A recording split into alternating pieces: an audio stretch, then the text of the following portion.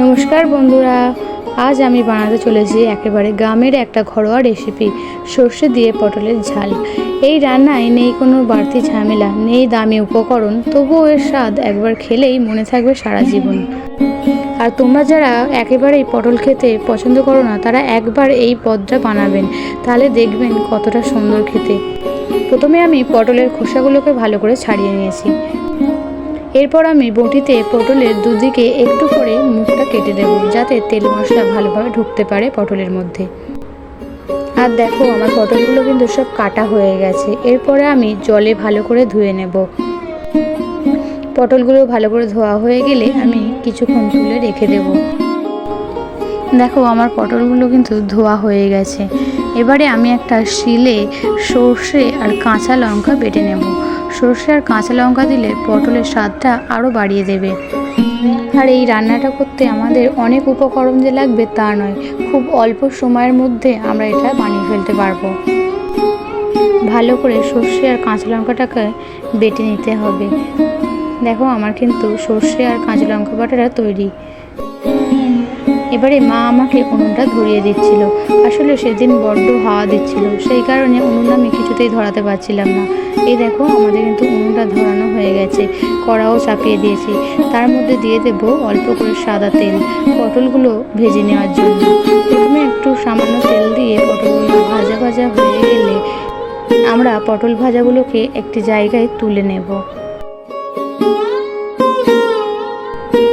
দেখো, পটলগুলো কিন্তু ভাজা হয়ে যেতে আমি তুলে নিয়েছি। এবার ওই তেলের মধ্যেই দিয়ে দেবো পেঁয়াজ কুচি।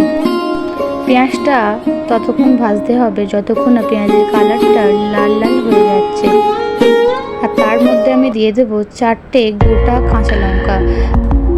আর এই রান্নাটা বেশি ঝাল দিলে খুব একটা ভালো লাগে না, তাই আমি অল্প করে 4টে লঙ্কা দিয়ে দিয়েছি। এবারে তার মধ্যে দিয়ে দেবো আদা ও রসুন বাটা। আদা ও রসুন বাটাকে ভালো করে এবারে নাড়িয়ে চেড়ে নিতে হবে বেশ কিছুক্ষণ। আর এটাও খেয়াল রাখতে হবে মশলাটা যেন ভাজতে ভাজতে পুড়ে না যায়, তাহলে একেবারে ভালো হয় না। এবারে আমি দিয়ে দেবো স্বাদ মতো নুন। এর মধ্যে এবারে দিয়ে দেবো 1 চামচ হলুদ আর 1 চামচ লঙ্কার গুঁড়ো, যাতে এই কালারটা একটু সুন্দর হয়। আর এখানে আমি মশলায় অল্প একটু জল দিয়েছি, যাতে না মশলাটা পুড়ে যায়। আর লঙ্কা ও হলুদ গুঁড়োটাকে ভালো করে মিশিয়ে নিচ্ছি তার সঙ্গে।